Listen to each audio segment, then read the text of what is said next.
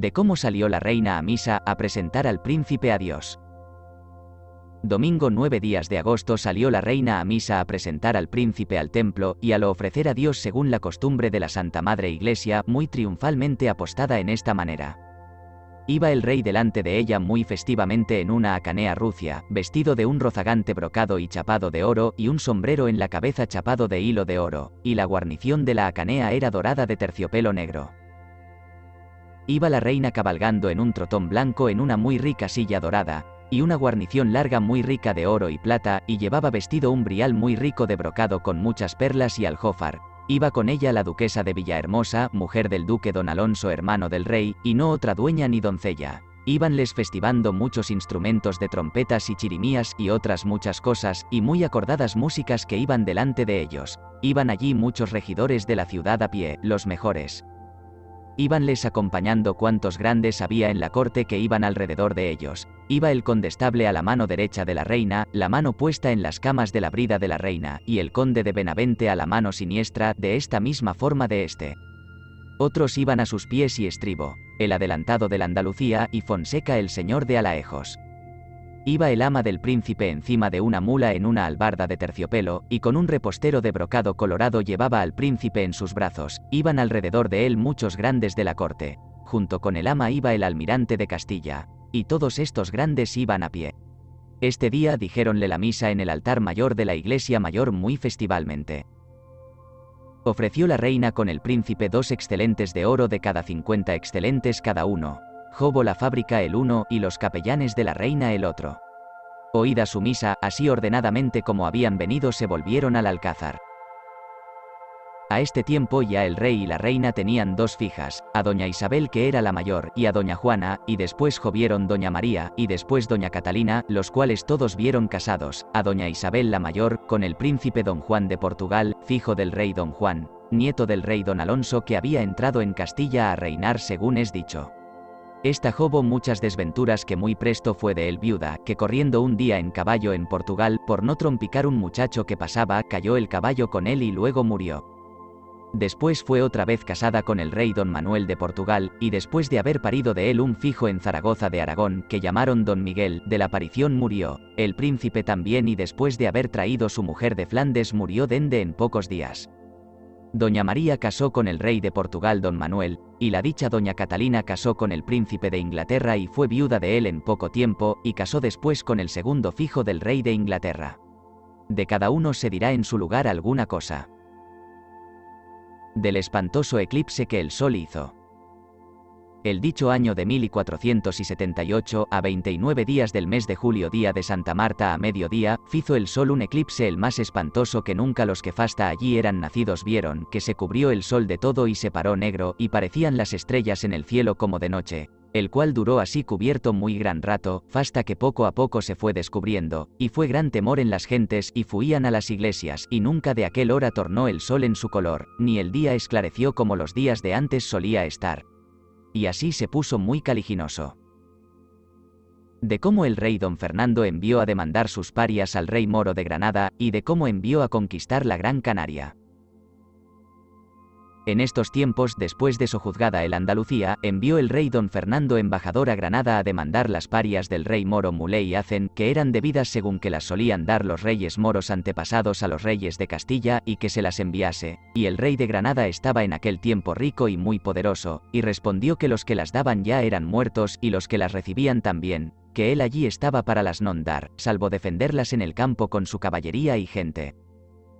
Y de aquí se comenzaron a feiser algunos actos de guerra contra los moros por estas fronteras que de antes paces había, y el rey don Fernando mandó feiser muchos tiros de pólvora y gruesas lombardas y pertrechos y dende a pocos días mandó a pregonar guerra contra los moros en toda la frontera desde Lorca a Tarifa. Y en este tiempo envió a conquistar la isla de la Gran Canaria desde Sevilla a 2 capitanes llamados Juan de Rejón y Pedro de la Algaba, entre los cuales hubo cisma y muertes, y no pudieron ganar sino muy poco de ella, fasta que fue por capitán Pedro de Vera, alcaide de Arcos, que fue allá desterrado y por capitán, y con él Alonso de Lugo, y la ganaron. El dicho Pedro de Vera partió de Jerez en el mes de julio del año de 1480, y fue desterrado de Castilla por la muerte de Basurto, el alcaide de Medina Sidonia, que en tiempo de la guerra del duque don Enrique y el marqués don Rodrigo Ponce de León, hurtó a Medina y diola al marqués. Murió allí el alcaide Basurto, que se había hallado fuera de la fortaleza una noche, y el alcaide Pedro de Vera le tomó toda su hacienda, y dieron en penitencia que volviese lo que tomó, y fuese a conquistar aquella isla, de la cual jobo victoria según adelante se dirá.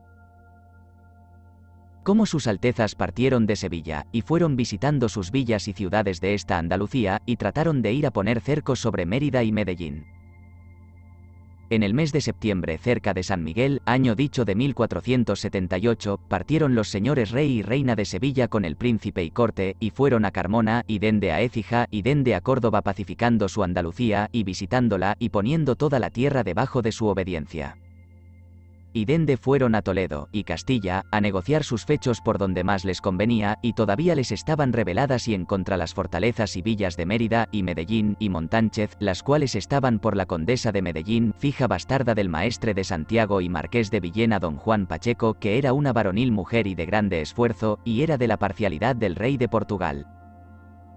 Y estaba también en aquella parcialidad entonces el clavero don Alonso de Monroy, maestre que se llamaba de Alcántara, al cual comúnmente las gentes llamaban el clavero, y tenía a Montánchez, y Zagala, y Piedrabuena, y otras algunas fortalezas, el cual mediante la terribilidad de los tiempos de la guerra había echado a perder al maestre de Alcántara don Gómez de Solís en tiempo del rey don Enrique, y tomádole el maestrazgo por fuerza de armas, y por hurtos y mañas, y con costa de muchos robos y hurtos que él y los suyos hicieron a muchos labradores y criadores de ganados, y ciudadanos y mercaderes, y con ciertos partidos, la casa de Estúñiga le ayudó a tomar la cabeza del maestrazgo que es Alcántara y otros muchos lugares.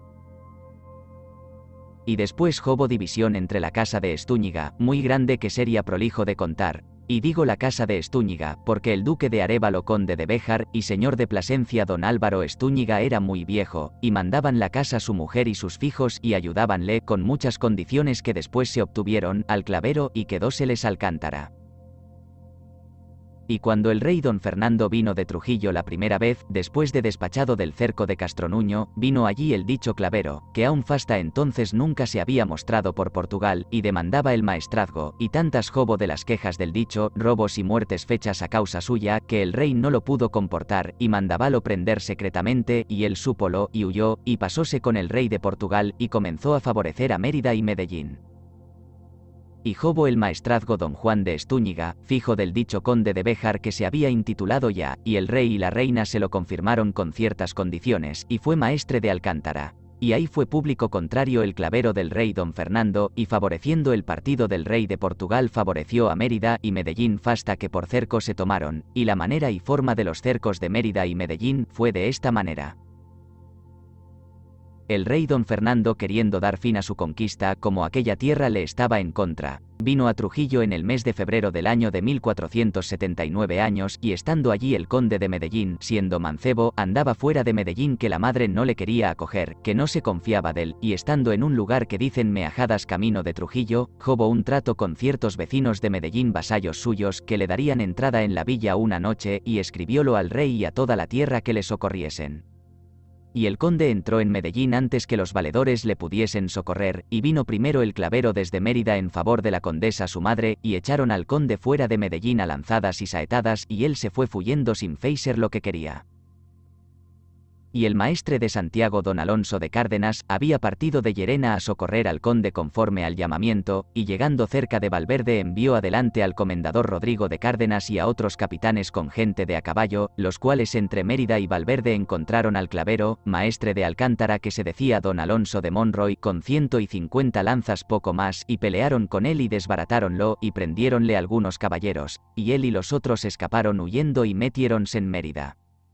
Y de aquí supo el maestre como el conde iba desbaratado y fuera de Medellín, y volvióse de allí el maestre a Valverde con su gente, y con algunos capitanes del rey, de los cuales eran don Martín de Cabra y Tello de Aguilar. El maestre tenía nueva que había de venir gente de Portugal a socorrer y favorecer a Mérida y Medellín, y aguardó por allí fasta que supo la nueva cierta que venía el obispo de Évora con una gruesa batalla de gente de a caballo, en que le dijeron que traía 800 de a caballo o más, y algunos peones, y que venía gente muy lucida y muy armada, y él tenía fasta 800 de a caballo y 500 peones. Salió el maestre don Alonso de Cárdenas, maestre de Santiago de Valverde cerca de Mérida con su gente, y tomó el camino de la Albuera, que es una legua de Mérida, y llegando a la dicha Albuera llegó al encuentro con los portugueses, en los cuales venía por capitán mayor el obispo de Évora don García de Meneses con una gruesa batalla de gente muy lucida, y tanta que no se conocía cuál fuese más, ella o la del maestre, que toda parecía por un igual, y la diferencia era muy poca según los que lo vieron dijeron.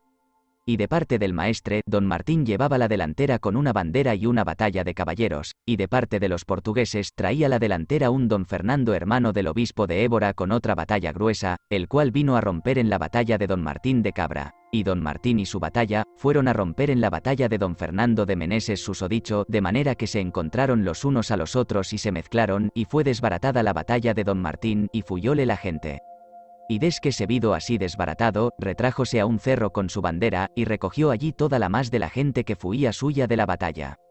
Y como el maestre vido que la gente de don Martín andaba a mal andar y fuía de la batalla, recudió personalmente y fuese a encontrar con su gruesa batalla con la gran batalla de los portugueses, donde venía el obispo de Évora, y rompieron la una batalla en la otra, y pelearon un rato muy fuertemente, que no se conocía mejoría en todas las batallas de los portugueses y las de los castellanos, salvo la batalla de don Martín que había ido desbaratada, y estaban en el cerro con la bandera.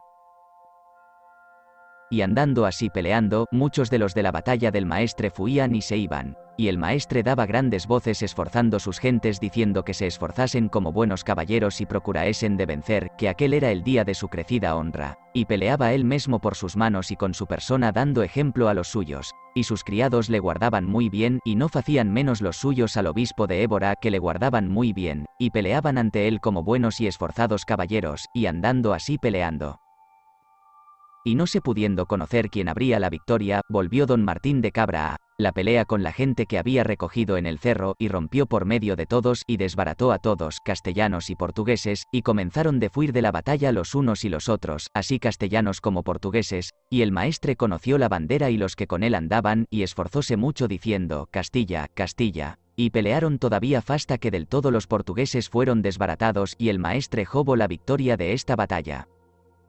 Y el obispo de Évora y los portugueses fueron vencidos y desbaratados, y fueron muchos feridos y muertos, y presos, aunque como toda era gente de guerra y iba armada, pocos murieron, que lo que se pudo saber luego, allí no murieron sino 30 escuderos de los portugueses, y fueron presos más de 300 hombres, y de los del maestre, en lo que se pudo saber, fueron muertos 10 hombres o pocos más, y pocos feridos.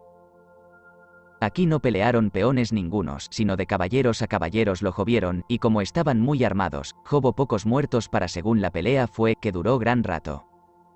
En esta batalla fue preso el obispo de Évora, y un escudero de la parte del maestre de los de Úbeda por haber merced de él, que lo conoció, lo salvó y huyó con él a Mérida antes que fuese recogida la cabalgada, al cual diz que él fizo grandes mercedes.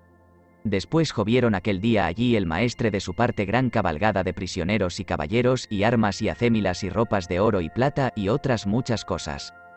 Esta dicha batalla fue en miércoles 24 de febrero del año del nacimiento de nuestro Redentor Jesucristo de 1479 años, primero día de Cuaresma, día de la ceniza.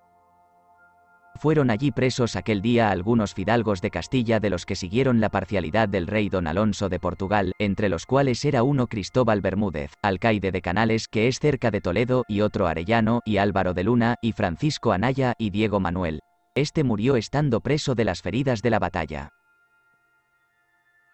Y después que el campo fue recogido, el maestre se vino con toda la presa a Lobón, y de allí fizo saber al rey y a la reina, la victoria que Dios le había dado a él y a aquellos caballeros que con él fueron, y envióles a decir que él creía que en la buena ventura, él había vencido aquella batalla, y el rey y la reina jovieron de esto muy gran placer y alegría, y el rey envió un rey de armas suyo a Lobón para que degollase a algunos fidalgos de aquellos prisioneros porque le habían sido en contra, y degolló algunos en la plaza de Lobón.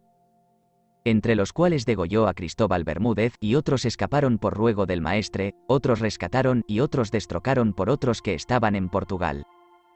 Desde esta batalla en adelante poseyó el maestre susodicho pacíficamente el maestrazgo de Santiago, y se lo confirmaron el rey y la reina, y lo amaron mucho, y le saldaron ciertos cuentos de maravedís de pensión que de él habían para sus guerras ciertos tiempos había, de las rentas del maestrazgo.